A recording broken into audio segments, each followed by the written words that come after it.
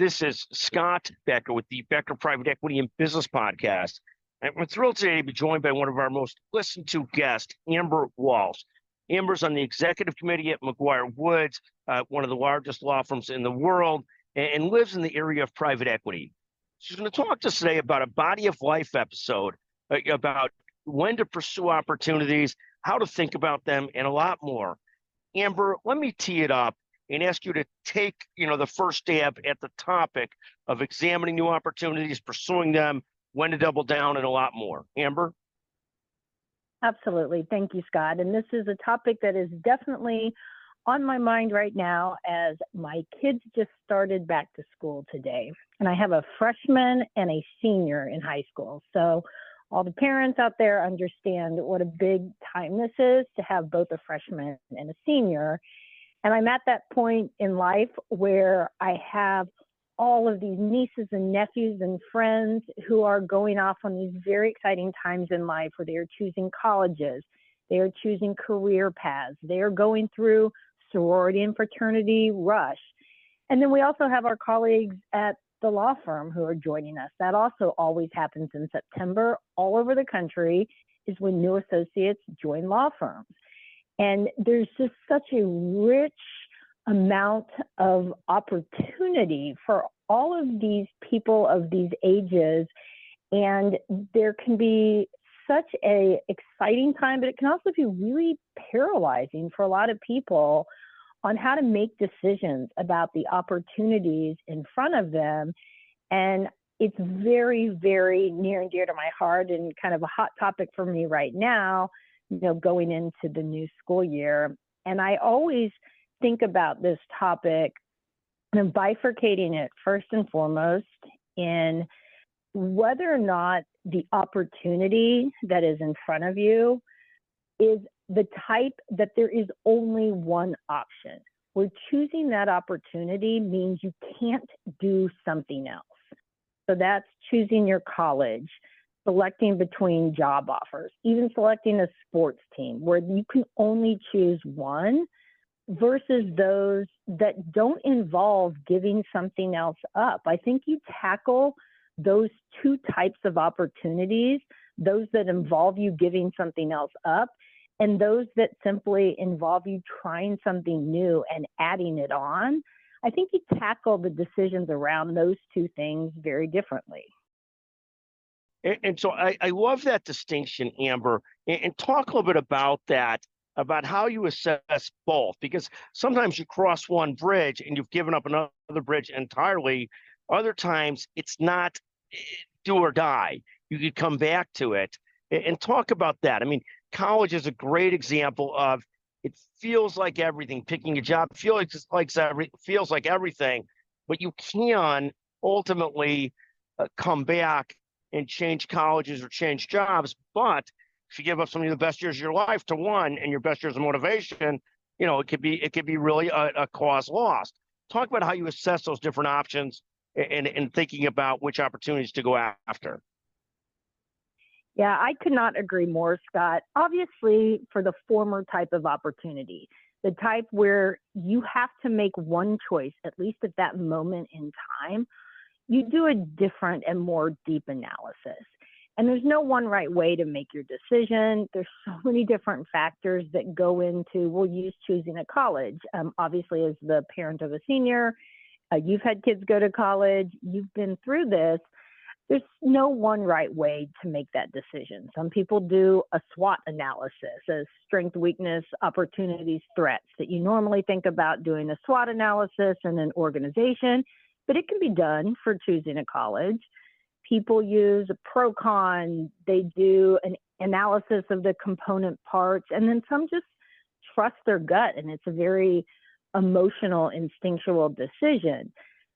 I don't have one clear, perfect way to make the decision, but I feel very strongly about two things. One you just mentioned, which is you can change your mind if it turns out it wasn't the right choice for you. But my thing that I probably feel the most strong about is, and I use the word kids, even though a lot of times we're talking about young adults, or you have, full veteran adults making decisions like this. give yourself a break. There is no one perfect place. There is no one perfect college, one perfect job. There's a lot of different ways to be happy, and just take some pressure off yourself. Make the decision that feels right at the time and go with it. And like you said, if it doesn't work, it doesn't work, and you're not stuck forever. But I think that's so important. And you talk about in the context of children, most of us have children, some of them that are more rigid and by nature worry more about every decision, others that are more open with the trial and error decision process. And it really is somewhere in between, taking the decision seriously, weighing in some of your gut.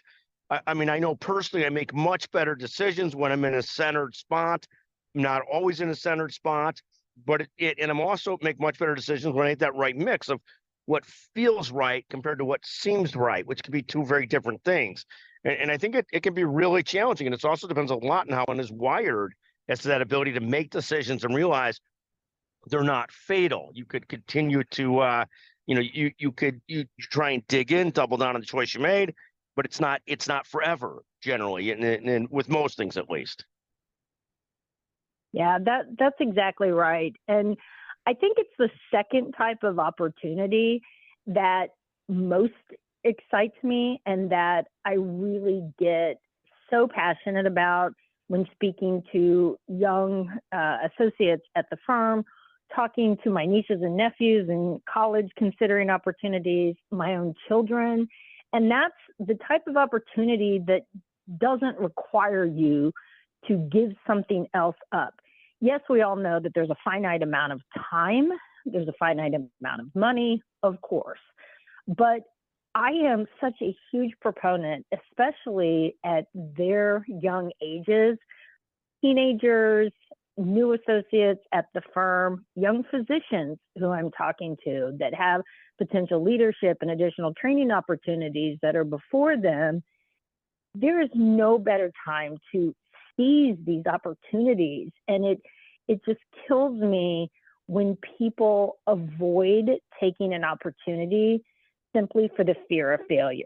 And so I have a host of tips that I give all of these types of people that I commune with on a daily basis.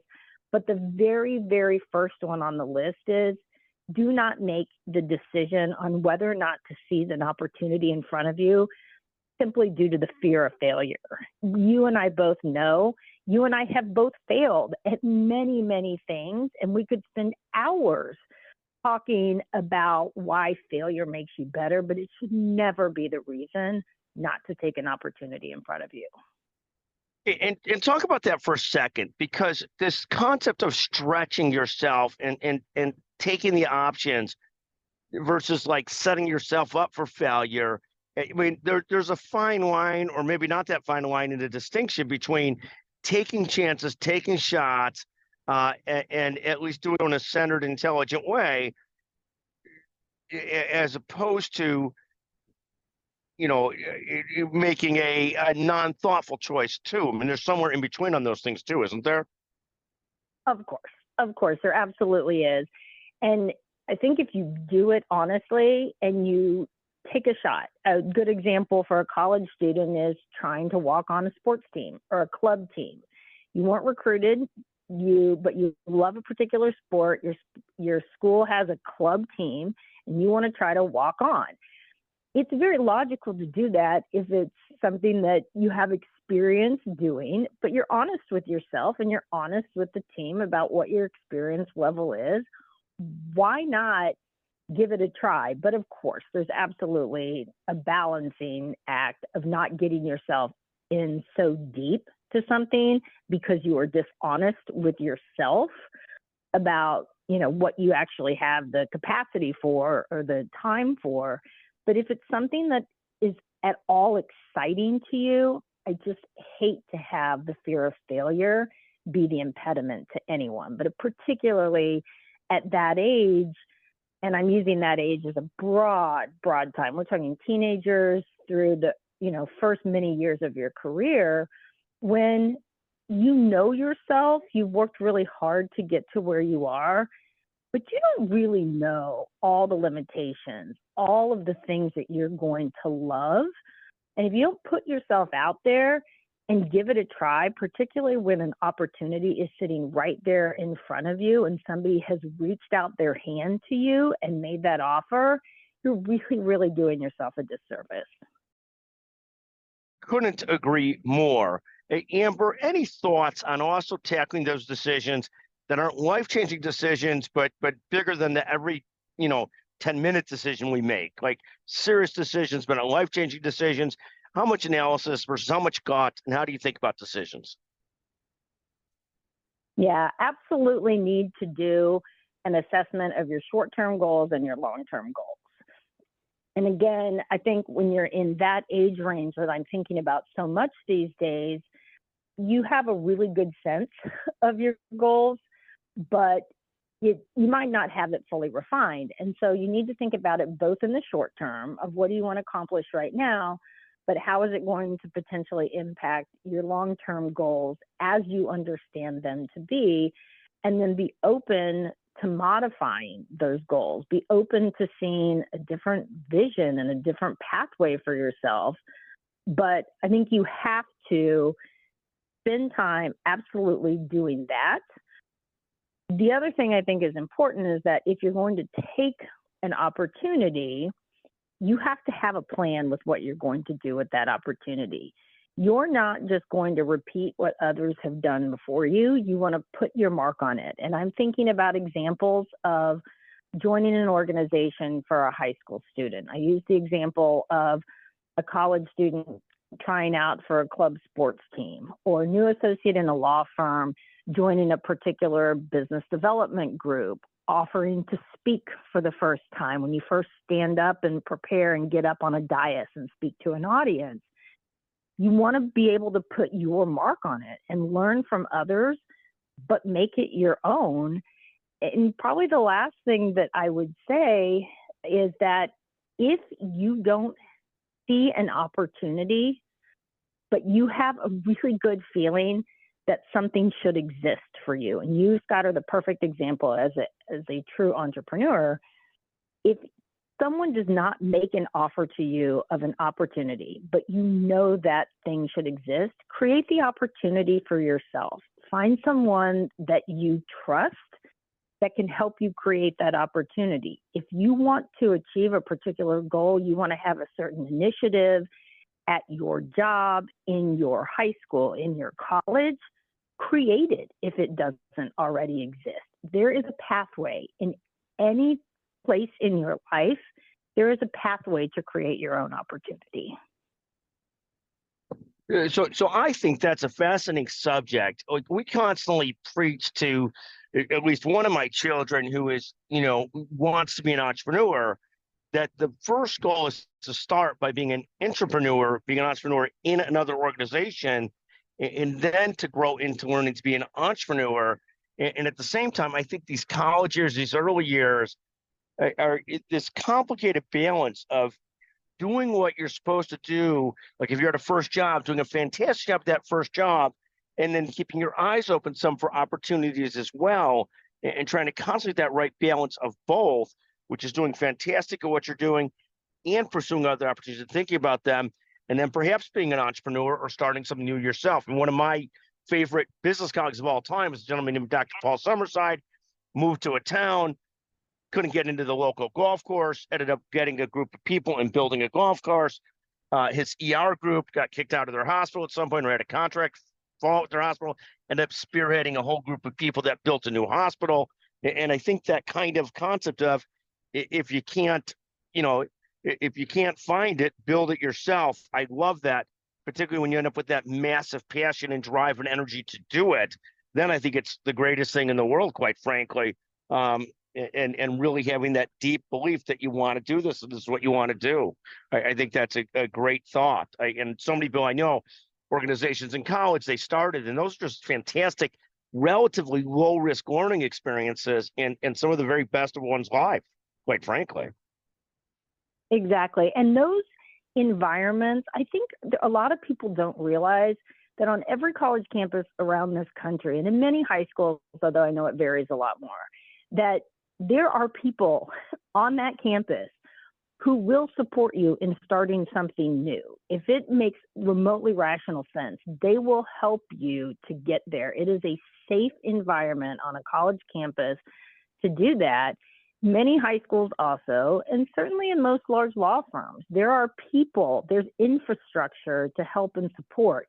Is it easy to start something from scratch? Absolutely not. It takes a tremendous amount of forethought and planning and making sure that it fits into the overarching goals of the organization. But it's a safe environment to do it and to kind of practice being, I love your term, I've not heard that, the intrapreneur versus an entrepreneur. But I think there's a point there too. In most organizations, within reason, there's not enough people that want to really start things and drive things. And organizations largely in the long run embrace those people. The key is in those people, there are people that we view as idea a minute people that are always starting something without any depth or real deepness or drive behind it. And then there are other people that truly drive after things. And that's a whole different thing, the people that really go after things and really not just start them, but really more deeply go after them. And those are the people that make a difference in organizations, because ideas are, there are like opinions, everybody's got one. The difference is those that really drive in the next step deeper and keep on digging and give it enough drive to see if it really works are very different things. And I think very, very important. Absolutely. That's a very important distinction. It's just such a fun topic. It's so exciting. It's daunting for people who are on the brink of being forced to make a decision about what they want to do next in their life, and those who have various opportunities in front of them. It can be really daunting, but it's so fun and such a huge blessing to just have options. I couldn't agree more. And I think the last thing I would add to that is, at some point, it's very important to make decisions. There are so many different abilities to be paralyzed with so many different options out there that at some point it really is important to actually make decisions and move forward. So I think that is exactly, I love the discussion as well. I know that the sort of prompt for today is the kids going off to school again and so many choices in front of them, but such an important subject for all of us in every part of our lives, quite frankly.